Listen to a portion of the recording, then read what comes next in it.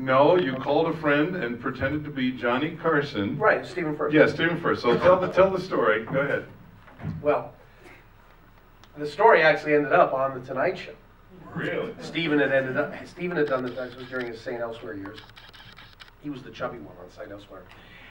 Elliot was his character name, and so he went on the Carson show, and then after he'd come off of it, Howie Mandel, who was my best friend, we're still good friends, we're just incredibly busy, so we only see each other once every 2 years, but we went to high school together in Toronto, we came down here together, and I really credit Howie. Howie's the reason I moved to Los Angeles and got out of Toronto. But Howie said, Mo, wait, what? No, okay, wait, what? That was back when he used to talk like that. He said, let's play a joke on Steve. Call him up as Johnny Carson now that he's been like on the show. And so I called him. I go, Steve, this is Johnny Carson. Listen, I loved you on the show the other night. We have something called the Tonight Show Shuffleboard Tournament, and we want. And I don't know how. I can't remember how far we talked it because Howie just kept feeding me jokes. But we had him convinced he was going to a special Tonight Show shuffleboard tournament. Very exciting. To raise money for a charity for people who can't figure out how to play shuffleboard. And so Stephen goes on the show and tells Johnny that, you know, he had this experience of this guy who did, of course he didn't drop my name, but that's okay. And apparently while he was receiving the call, kids were like jumping all over and he was like throwing them across the bed. I'm on the phone with Johnny Carson! He was like rolling his kids into the pillow like bowling balls, you know, and they're coming back for more because it's become a game now. Let's interrupt Dad while he's talking to Johnny Carson. So that was that. So he tells this story, and of course I found this very endearing, and I said, okay, this guy's crazy enough. And over the years, I really enjoyed whenever he was available for this cartoon panel. Well, about 4 years ago, they invited Maurice to come to the awards ceremony. Now, the equivalent of the Oscars in the comics world are the Eisners. And they invited Maurice to open the ceremonies in his very stately narrator voice. Would you do a little introduction to the Eisners for us? Ladies and gentlemen, please welcome this year's Eisner Award winner, Joe Ferrara. Right, there you go. So what happened was, we have a group of people, there's like 14 of us, who have a dinner every year in San Diego before we come home. And we go to the same restaurant every year. It's a meat buffet. They'll bring out the meat, you pay one price, and they just keep bringing it on skewers. On these swords. Yeah. I call it meat pirates. Because it's like it's on a sword, and they have more lucky. Except with Brazilian accents. So I'm there with a group of my friends. This is the one night a year Joe drinks. I'm not a drinker. But when I don't have to drive the next day, and they make these things, we all know what mojitos are, but anybody ever heard of a caipirinha? That's the Brazilian equivalent. It's got, whatever's in it is good. And it's made at this particular place by a beautiful girl who stands in a go-go cage. Yeah, go-go cage, draped in feathers. So I have 4 of these things every year. So here we are, Joe's had dinner, he's had his 4 caipirinhas, we go out on the sidewalk, it's a summer day, early evening, and one of the people in our group is the woman who owns the comic store in Los Angeles, Golden Apple. Who is she talking to but Maurice? Sharon Leibowitz, our dear friend. Yeah. She's talking to Maurice. Now, Maurice and I have never met. I've just seen him at these panels. And by the way, Sharon has no idea what I do for a living. That's right. She's not just her customer, this guy who walks in and buys Batman. And I turn and I see her talking to who she knows is a nice man. And I lose it. Oh, Maurice, you're so wonderful! Oh my God! Let me introduce you to my friend. This is the vice president of DC. This is the... And Sharon and everybody is staring at me like, what the hell is going on? Do you guys know who this guy is? You know? I lost it. Okay, made an idiot of myself. Now, fast forward a year later, we're at the Eisners. They've invited him to introduce the Eisners. And there's a little buffet. So I go up to get some food, and I freeze, because there's Maurice. And I saddled up next to him, and I said, I hope you don't remember me.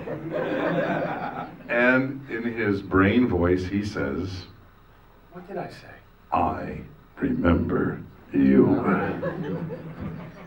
I just. I think I even remembered your name. Yeah, well, you know, made quite an impression on me. I made an impression. We gave each other a hug, and we've been best friends ever since. Oh, it never bothered me. I love.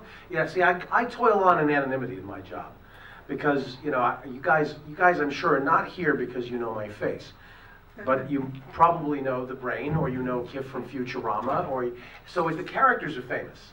I'm not. Nobody knows what I look like, so I'm like, it's like being Batman. It's like having a secret identity, you know. I mean, the characters are Batman, and I'm Bruce Wayne, you know. So, well, okay, it's about a billionth of the cash, but you know, that's the way it is with being a voiceover artist. So whenever anybody recognizes me, whether they throttle me like Joe, or just approaching me meekly, I don't care. Just thank you for the attention. Thank you very kindly. So I loved it. So the reason I wanted to tell this story is to show you how, here's a man who meets a waitress in Los Angeles. Here's a guy who just is going to the con.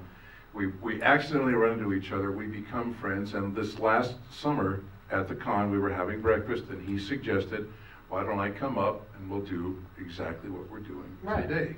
Yeah. So I wanted you to understand.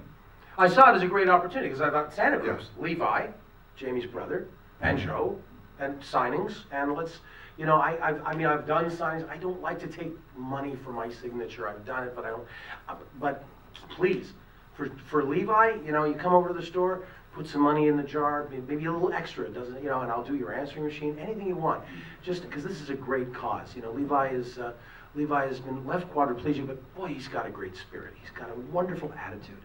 And I just, you know, he has no self-pity or anything like that, but he knows he's got needs, and medicinal needs, as well as this body frame that helps him get out of bed, and they need a new one. So we really need to raise as much as we can towards that today. So I'm just thrilled to be here to help with that. I love the idea of being able to use my small talents to bring some people out and just reach in and, you know, if you can give whatever you can, even if you can't get over to the signing, drop something in a jar on the way out of the theater. You know, just you'd be doing some good.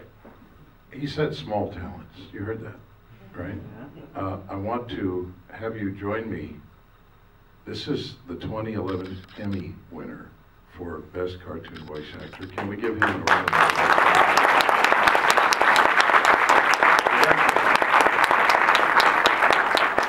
There was a hanging Chad in there somewhere. Yeah. It should have gone to Overseason. Okay, so you're a kid, your first public performance was doing Celebrity Waiters. Right. And now, when did you get paid? The first time, how does a guy get paid doing what you do? I actually got paid in high school, just post high school. The music teacher had me come out do a barn dance out in Toronto. I actually got a whole $40 in 1977. That was not bad for one night's pay. So I just thought, you make money with this. This is fantastic. The first payment I actually got, there was a little jewelry box. I did a little thing at a college auditorium for a little charity, and they gave me. I still have that jewelry box. I'm 53 years old, and I still have that jewelry box and keep my jewelry in it. But so I went from that to you know, I actually did go. What do you do? How do you go become a stand-up comedian? So I went down to Philadelphia at the behest of a friend who I bet her she couldn't get me on the Mike Douglas show. Well, she pestered from Toronto, this girl who works in a bakery, pestered from Toronto, the talent coordinator of the Mike Douglas show, until he agreed to see me. We flew down, she and her best friend, who became my girlfriend for a little while, and then my first wife. The three of us went down to Philadelphia, and it was the weekend Elvis died. Yeah, that was a little bizarre. So we went down to Philadelphia, and I auditioned in the offices for the Mike Douglas show, and he said, your voices are terrific, you need more seasoning, start doing comedy clubs. Well, that night I went on to a place called Grandmom Minnie's, and did a set there, got a good reaction. So the following month I decided I'm moving to New York, so I'm gonna go down and audition over at the Improv. So I went down to the Improv on Labor Day weekend, and auditioned to the Improv, and you could hear the crickets. I mean, I was down in New York. Larry David was on that night. I remember Larry David being on that night. I remember Robert Wool being on that night. Barry Diamond, very funny comedian. You've seen him on Curb Your Enthusiasm. He plays a crazy patient who thinks he's a doctor. All these great people were on, and you know, here I was, this little nebbish from Toronto, with my 5-minute active impressions as waiters. So I knew I had to do more work, and you know, by serendipity, this club called Yuck Yucks opens up in Toronto, and I get to go on, you know, thank God I'm back in, you know, small pond, back in a small pond, so my little act goes over big. I made a regular immediately, and I had a nice 3-year stint at Yuck Yucks, doing, you know, as sort of the house impressionist. And then along came, about a year into it, this young kid, this 15-year-old who came along and did impressions. And he was skinny and gangly, and his voices were good, but his physicality was even better. And he literally became those people. And I watched him on his first night, and he didn't get a great reaction because he didn't have material. And, you know, he came down with his dad, and here there were these two 6'2" gangly guys come down, and he's looking discouraged, and he's got a long face, and he walks out because he's really gone on to the same crickets I went on at the Improv. And he's walking out, and there's this part of me that's going, all right, keep walking, impressionist boy. I'm the mimic here. This is my town. And then I saw that his father put his arm around him. I'm like, oh, jeez. Oh, God. So I went running up to him, and I said, listen, come back. You know, you got to do what, you know, they told me to. You got to keep coming back and keep doing it over and over again. You'll get better. This is a one-time thing. You're good. You got to come back. You know, and just keep working it out. And he said okay, and they kept on going. And I went, all right, yeah, you did the right thing there. So he kept coming back, and he became what, I don't know. He got to be a good impressionist. Then he did this weird thing. He dropped impressions and just did like acting. His name was Jim Carrey. Anybody know what happened to that? So Jim and I, actually, I'm the guy that convinced Jim to come down here, and he kind of stayed on my couch for 3 days on his exploratory trip, and we've, you know, again, another case of we've remained good friends. His daughter Jane is actually a good friend of mine, and she's a wonderful singer as well. And so, you know, we've all, you know, sort of stayed in touch, but not stayed in touch. But whenever Jim and I see each other, it's always nice and great. So, yeah.